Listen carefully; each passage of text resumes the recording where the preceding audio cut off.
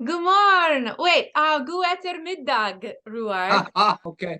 I have to check my hairstyle here. So I'm kind of respected. And how are you? Good to see Oh, you. yeah, good to see you too. I'm doing so well. How are you? I'm fine. I'm fine. Ruar, Um, for the people who don't know you, you should tell them more about where you live. well, Rachel, you have been here many, many years ago, Mhm. but I have been here on an island in a project to kind of go back into the history and kind of find out something about, do some research about what all this is about. Since we are modern people, we need to be kind of aware of what history has to do with us. That's what my kind of intention has been for many, many years.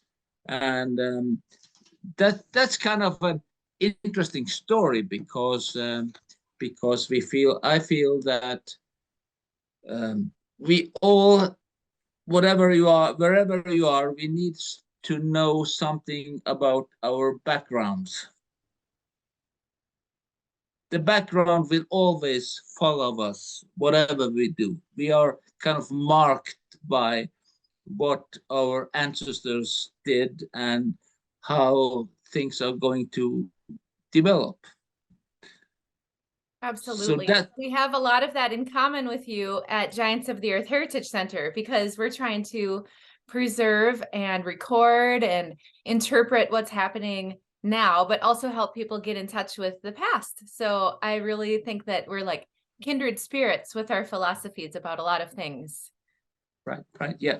It has to do with philosophy and it has to do with reality. On the other hand, in my mind, and I also will say, Rachel, that I'm so kind of impressed how you in Spring Row and how you work with these subjects, and how you try to put arguments into this, and to be kind of a part of our everyday life, everyday living, and to find the beauty of it.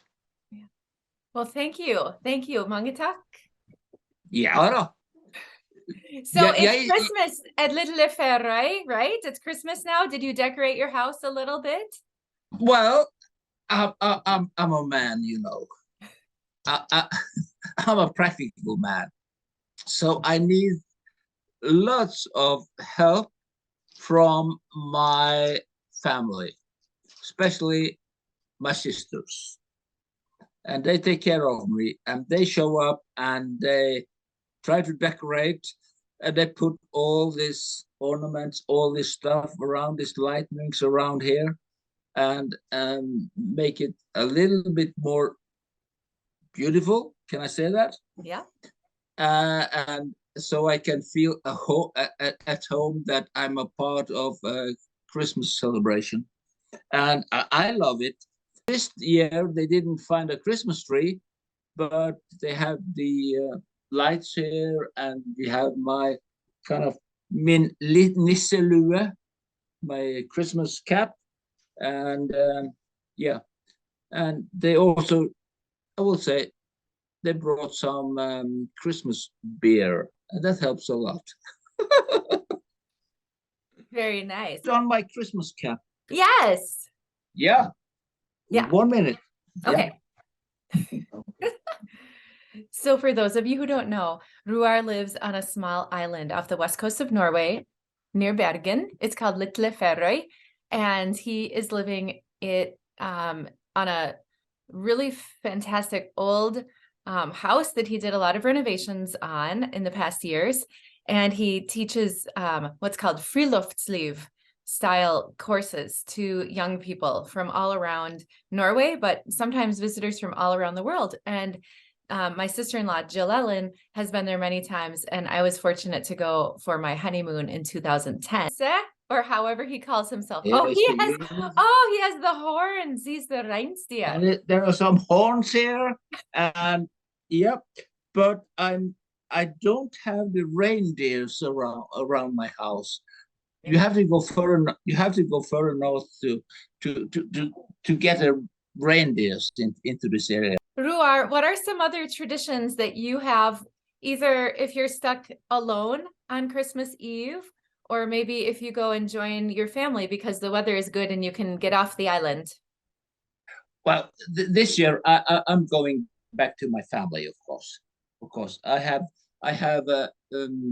we are 5 kids in the family, and my mother is now turning 88, and of course that's very important to be around her when we are celebrating Christmas. And so I'm leaving the island tomorrow, the 22nd, and we will kind of do all the rituals.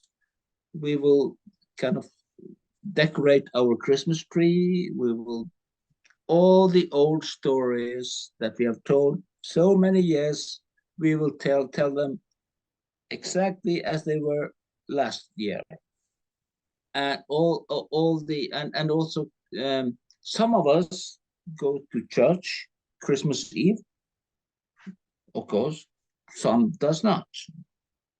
That's how it is, because that has to do with belief, what we believe in, and we really have to respect what we really believe in. And we always, in my family, in all my years, we have discussed this. There are always discussions about what is worth living, what do you have to believe in, and how can we interact through this situations, and it really has to do with respect. And of course, I love the discussions. I love and also I always have respect for other kind of opinions of what this is about, and that makes me feel good. That whatever you are, whatever part of the political situation or political range you believe in, that you will be respected, and you always have to keep the dialogue, and the dialogue is so important. But the togetherness is the most important. Well said. Christmas with your family. What is going to be on the julebord, the holiday table? What are you going to eat? Yes. Well, December month, that's a preparation time. And of course, the women in general, they make the Christmas cakes. And they have to be seven. You have the krumkaker, you have all this kind of, especially, I don't know that much about, because I make the lutefisk, and I make the pinnekjøtt, the sheep ribs, and the pork ribs. So that's the main thing. We do that. The last Sunday before Christmas, therefore it's called the Dirty Sunday, skitne søndag. Okay. So we feel free to do all everyday work on the Sundays. So we use that Sunday to prepare what's going to be eaten, what everything that has been done, and so on. And that's celebrated with a dinner. Then we eat something special here on the western coast, and that's called smalahove, the head of the sheep. No. So when you slaughter the sheep through the autumn, then you on the western coast, you take the wool off, you take the skin off, and you hang it up, and will be dried by the wind, and some smoke it through also, and then you boil it on this last Sunday before Christmas and eat it. Wow. Wow. And what is it like to go through? I mean, I imagine there are a lot of different bones and interesting parts of that. How do you navigate that on your plate? You bet. That's kind of a that is kind of a challenge in many ways. You will see all the bones. You see a little bit of meat around the sheep head. And if you're kind of tough, you eat the eyes Ooh. and the ears. Wow. What is it like, Ruar? Well, it's not my favorite. It's really not my favorite, but that's how it was done. That's how it was done. That's to try the old Norwegian traditions. But as you know, Norway is much more modern now. So this kind of traditions are kind of fading, and it's kind of it becomes this eating this sheep head stuff is kind of become kind of a cult, kind of a something that you do for fun, not only Okay. a kind of a deeper tradition, I feel. So Okay. that's how it is. And also it's interesting to read about this because there is I would say, famous man in Norway. He made lots of TV programs about der ingen skulle tro at noen kunne bo. And he has made now a new book about how these people, der ingen skulle tro at noen kunne bo, how they celebrated Christmas. And that's interesting to see how they were fit into rituals, and everything it was the same procedure as last year. That's the truth and only truth. And that's interesting. And that's what I feel is how people are connected. They were connected to traditions. And that's how it was. And I feel still, it's, as a modern man, it's a beauty into it. We do it together. We try to keep it together, and we share the meal together. We drink the beer together, and let's go home. I think it's so interesting that you have this fantastic film that is a part of your Christmas traditions. And I'm wondering if you could tell us more about it. In America, when we would look it up on YouTube, it's called Dinner for One. Yeah. Tell us more. That is big here in Norway. Still, it's very big. It's a kind of a sketch or something TV. It's made many years ago. It's in black and white, I suppose, and it's about it's kind of philosophical, this, because it has to do with two older people that feel that they want to remember their old friends, but they are dead and gone. And they make kind of a movie out of this.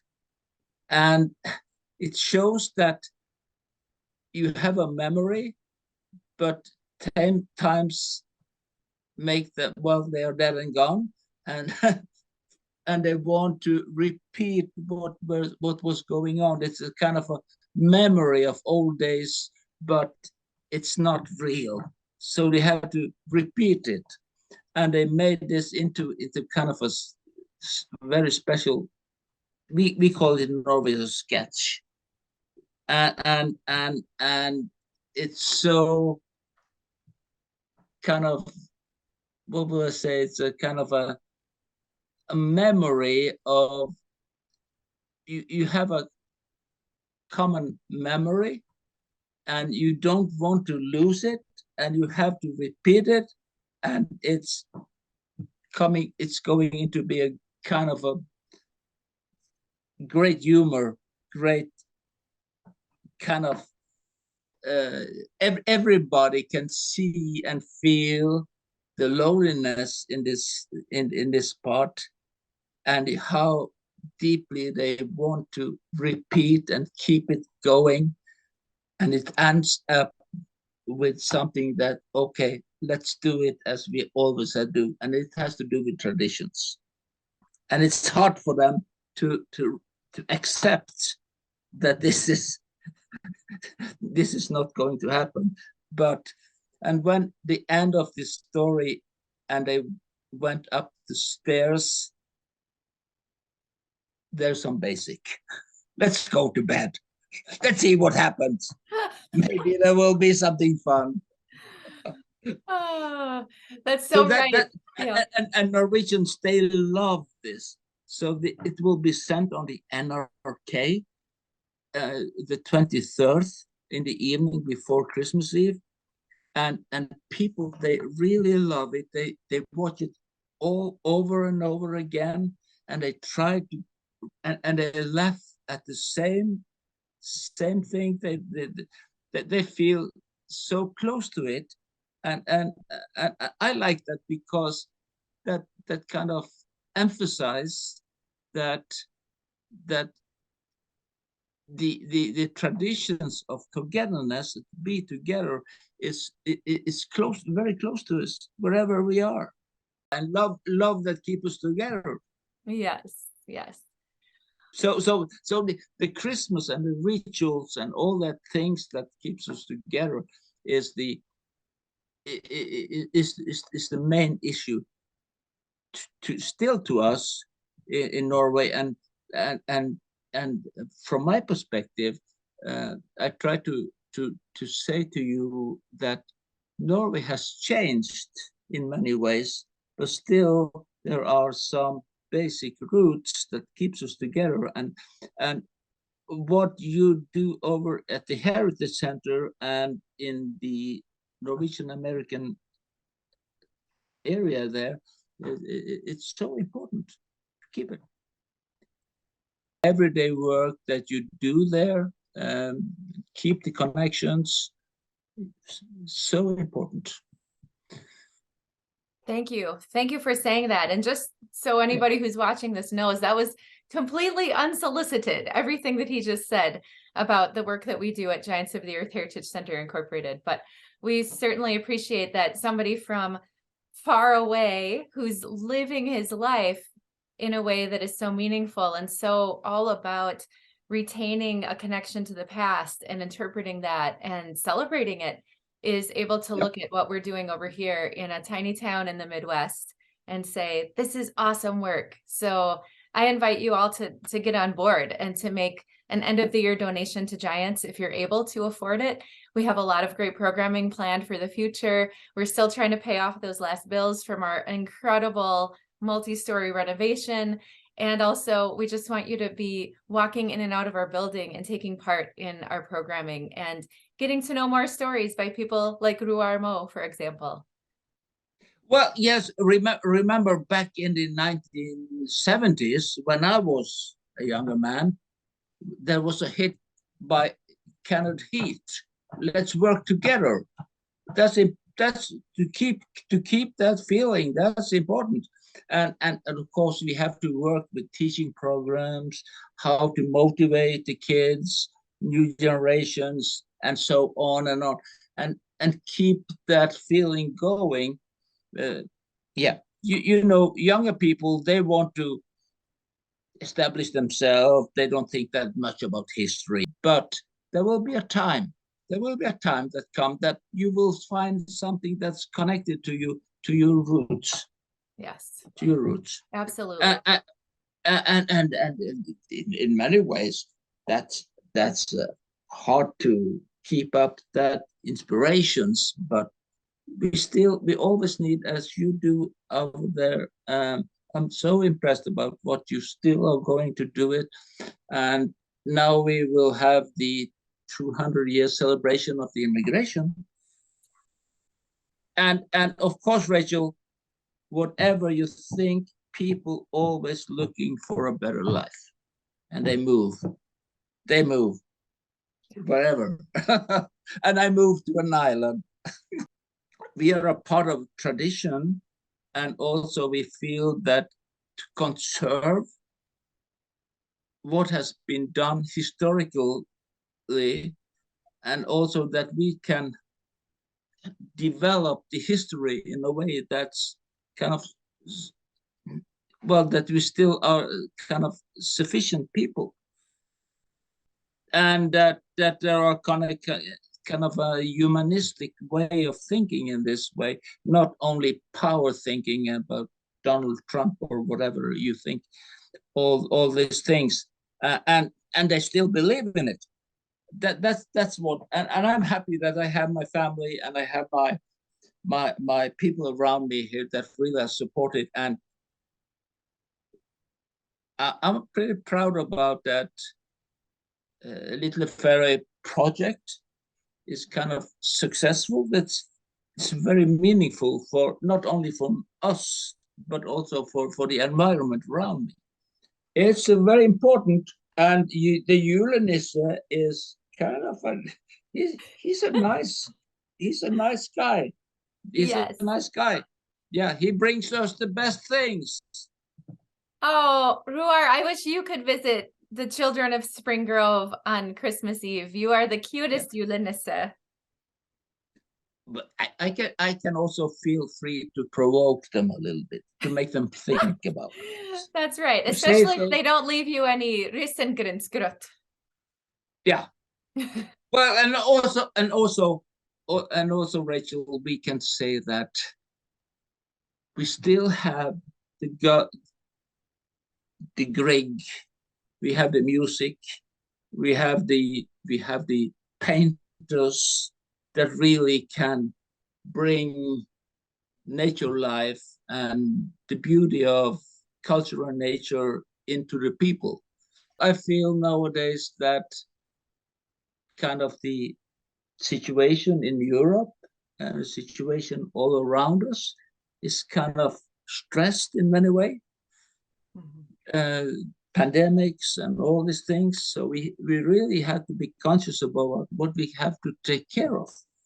And those connections that you talked about are more important than ever when there's a lot of strife and a lot of confusion and a lot of uncertainty. So from the ties that you are maintaining in Norway to Spring Grove area and all of the other important work you do and how it circles out into the wider world, hopefully all of that good energy is going to mean something important at some point. And we may not realize it right now, but I think it's really what's special about communication and contact between us. To all my friends in Spring Grove, Decorah area, a happy Christmas, and really take care of your values, and really try hard to keep the good feelings and the good traditions alive. It's an everlasting thing here through whatever political situations or whatever it's kind of bother us. Please do that, and really hope that everyday working is important to keep that lifestyle going. I couldn't have said it better myself. Thank you so much.